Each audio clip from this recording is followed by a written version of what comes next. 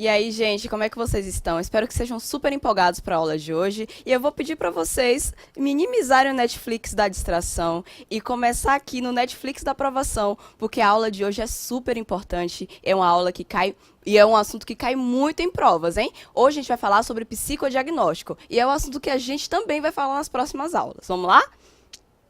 Então, gente, essa aqui é a primeira aula. Eu vou deixar para vocês essa questão para vocês tentarem responder e no fim a gente vai responder juntos. Esse aqui é o que a gente vai falar sobre na aula de hoje.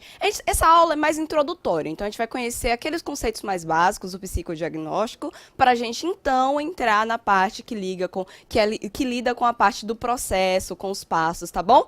Então hoje a gente vai falar sobre as bases históricas, que é uma contextualização histórica da onde veio o psicodiagnóstico. A gente também vai trabalhar com a definição mais formal de psicodiagnóstico. Vamos falar sobre os passos. Nesse caso aqui, eu vou só citar para vocês quais são esses passos, porque em próximas aulas nós vamos ver com cuidado eles, tá bom? A gente também vai falar sobre os objetivos. Mais uma vez, eu vou mostrar para vocês quais são os objetivos e em próximas aulas vamos falar com mais cuidado dele. Bom, o psicodiagnóstico, ele surgiu com esse viés mais clínico, desde sempre, né? Então, a gente vê aqui no primeiro ponto desse traçado histórico, que o psicodiagnóstico veio de uma tradição médica, justamente por causa dessa característica mais clínica. Então, quando a tradição médica surgiu, a ideia de consulta, a ideia de diagnóstico, também surgiu o psicodiagnóstico. Então, veio dessa tradição médica, dessa tradição clínica, que surgiu meio atrelado à ideia de psicologia enquanto clínica, né? Com isso também, com o passar dos anos, alguns autores, alguns pesquisadores importantes, eles começaram a trabalhar com as questões das diferenças individuais. Então, começaram a usar testes propriamente ditos, como é o caso de Binet, para trabalhar conceitos como inteligência. Então, Binet, ele desenvolveu dois testes iniciais, que foi o alfa e o beta, né, que foram testes de inteligência, e com isso começou-se uma nova era de testagem, que é a utilização de instrumentos para trazer essa ideia de diagnóstico. E é nomeada a esses três autores aqui, a Cattell, Binet e Galton, a ideia de paternidade do psicodiagnóstico, justamente por eles trazerem já essa ideia de processual, de inserir testes no processo de testagem para se trazer a um diagnóstico. Com o tempo também, começou a aparecer algumas distinções importantes, que é justamente nesse blocozinho aqui, que é a distinção entre o psicólogo clínico, que é aquele que a gente viu lá atrás, né, que veio dessa tradição médica, e o psicólogo, que é psicometrista também, que é justamente influenciado por essas diferenças, né, da psicometria, trabalhando com as diferenças individuais. E nesse momento aqui, a gente tem que entender que existe uma diferença entre eles, onde o psicólogo psicometrista está mais preocupado com essa ênfase aqui, que são os aspectos técnicos e científicos, enquanto que o psicólogo clínico é mais preocupado com essas diferenças dentro do indivíduo, no sentido de como ele pode explorar todo o contexto daquele indivíduo para ver como essas diferenças se expressam, né? Então, começa a acontecer essas diferenças justamente nesse período aqui. E logo depois, gente, outra coisa que influenciou muito a forma como o psicodiagnóstico é compreendido, até na atualidade, e também os objetivos que o psicodiagnóstico vai ter no futuro, foi justamente as descobertas que aconteceram na biologia, que a partir dessas descobertas que começaram a se classificar as pessoas enquanto a partir de quadros, né, a partir de transtornos, que foi justamente quando surgiu a ideia da classificação nosológica. E nesse período também, em que aflorou a psicanálise junto com Freud, veio também muitos testes projetivos. E vocês lembram da aula de testes, que são os testes projetivos, né? E um dos mais importantes nesse momento aqui foi Rorschach, justamente porque se unia muito às visões de Freud daquela época, se unia muito às visões da psicanálise enquanto o sujeito dinâmico, né? Aquela ideia da psicodinâmica, e esses testes projetivos ganharam grande força nesse período. Essa contextualização histórica não necessariamente cai na prova, mas ajuda você a entender melhor o conceito, entender melhor da onde veio a ideia de psicodiagnóstico, tá? Agora que a gente já viu da onde ele veio, a gente vai entender melhor a definição. Essa definição parece ser longa, né? É uma definição muito útil, que é a definição de Cunha, que é uma das autoras mais importantes, eu sempre friso isso. Outro autor importante também é Ocampo, a gente vai falar um pouquinho daqui a pouco sobre ele, sobre ela, né? Mas antes eu quero ler com vocês essa definição. Parece grande, mas como sempre a gente quebra a definição e vê o que ela quer dizer. Vamos lá. Psicodiagnóstico é um processo científico, isso é importante, limitado no tempo, que utiliza técnicas e testes projetivos, que é um input, eu vou falar depois o que é isso, em nível individual ou não, ou seja, o psicodiagnóstico não necessariamente deve ser individual, né? Seja para atender problemas à luz de pressupostos teóricos, identificar e avaliar aspectos específicos, seja para classificar o caso e prever seu curso futuro, comunicando os resultados, na base dos quais são propostas soluções, se for o caso. Então, a gente tem aqui a ideia de input, vou colocar um izinho para você saber, e output, que é a saída, né? Esse input, gente, são justamente os dados que a gente pega lá dos testes, daquelas técnicas que a gente usa, que pode ser também a entrevista.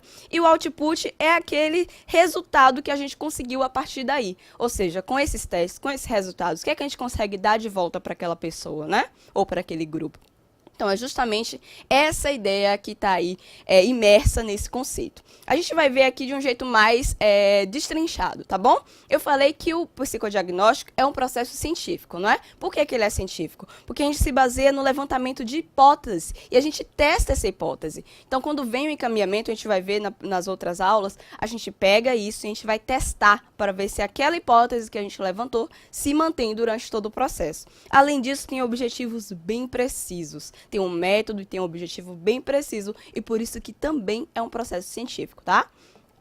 Ele é limitado no tempo, isso aqui é uma coisa super importante para que a gente não confunda o psicodiagnóstico com uma terapia, tá bom? Então, o psicodiagnóstico, ele tem um contrato de trabalho e que diz, esse psicodiagnóstico vai durar X tempo, porque é delimitado no tempo, tá?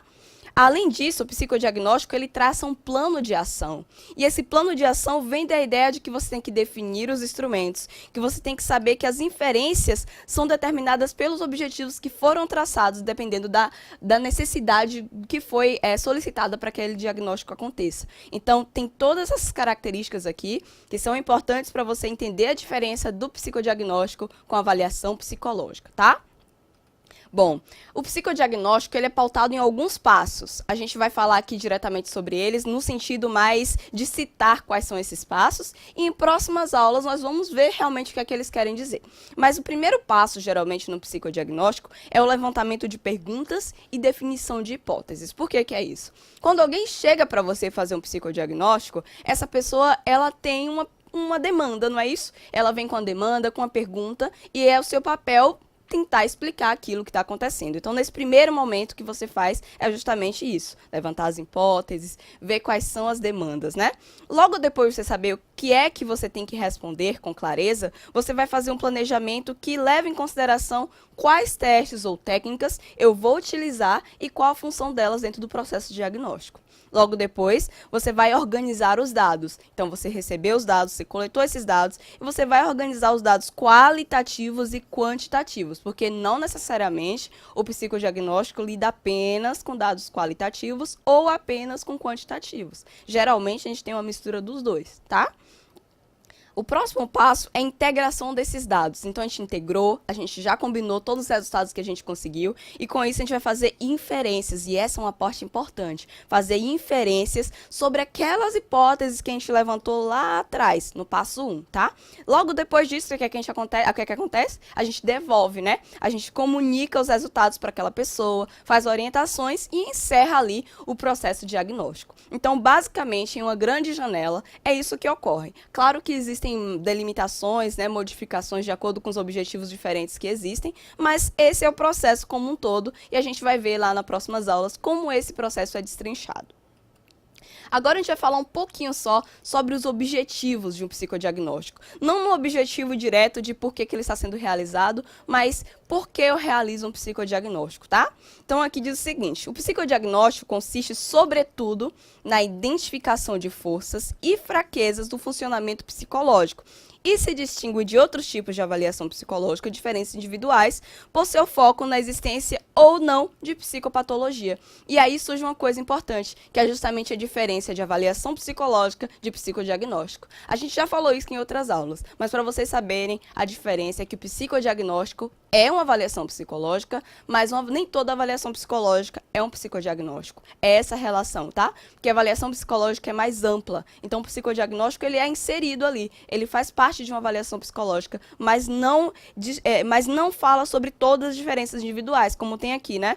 Ele não lida com todas as diferenças individuais que existem. Ele tem um foco clínico, justamente nessa ideia de existência ou não de psicopatologia, tá? Então, a gente vê que o psicodiagnóstico tem esse lado, esse viés mais clínico do que puramente uma avaliação psicológica como um processo amplo, tá bom?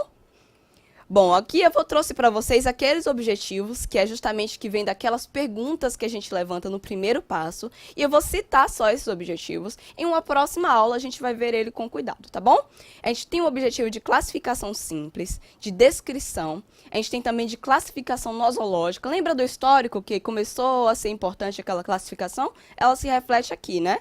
A gente também tem a ideia de diagnóstico diferencial. Também falamos sobre avaliação compreensiva, entendimento dinâmico, prevenção, prognóstico e, claro, a perícia forense. Eu sei que esses nomes podem parecer muito confusos ou muita coisa ao mesmo tempo, mas vocês vão ver que quando a gente destrinchar, só são nomes chiques, mas não querem dizer nada demais, tá bom? Agora a gente vai responder aquela questão que eu deixei para vocês. Vamos ver juntos, espero que você tenha acertado. Diz o seguinte: no livro Psicodiagnóstico, destaca-se as diferenças entre psicodiagnóstico e avaliação psicológica. Segundo essa publicação, a diferença é que esse livro é o livro de Cunha, tá? Ele é muito cobrado, mas também existem outros autores. Independente do livro que se cita, as diferenças são claras, né? Que foram aquelas que a gente falou antes. Vamos ver aqui. Na avaliação psicológica, se utilizam testes. No psicodiagnóstico, não. A gente sabe que isso é errado, porque o psicodiagnóstico também faz uso de testagem e outras técnicas psicológicas. Não existe diferença entre as duas práticas, sendo apenas uma diferença de nomenclatura. Isso não é verdade, porque psicodiagnóstico e avaliação psicológica não são sinônimos, né? Letra C. A avaliação psicológica é uma avaliação do paciente, utilizando-se técnicas e meios psicológicos, enquanto que o psicodiagnóstico tem sempre um propósito clínico. Isso parece ser interessante. Vamos ver letra D. Na avaliação psicológica, não se utilizam testes, mas no psicodiagnóstico, eles devem ser utilizados. E a gente vê que essa também não é correta, sobrando pra gente a letra C de certo, tá? Então, aqui a diferença é justamente essa, que o psicodiagnóstico tem esse viés mais clínico. Vamos responder mais um agora aqui. Diz o seguinte: deve-se levar em consideração no processo psicodiagnóstico. A gente tem 5 alternativas. Letra A. O sujeito como algo mutável, dinâmico, circunscrito no mundo maior do que o da consulta psicológica, o qual é multideterminado e atua ativamente sobre sua realidade. Letra B. Própria subjetividade do avaliador. A gente já sabe que não é, né, gente? Porque quando se faz um psicodiagnóstico, o foco é justamente a pessoa que está sendo avaliada. Letra C, a leitura dos dados de forma subjetiva e com deformações. Obviamente que não. A gente não quer deformar a leitura dos dados. Essa palavra aqui já entrega que não é esse. Letra D, o sujeito que está sendo submetido a testes, bem como seu individualismo.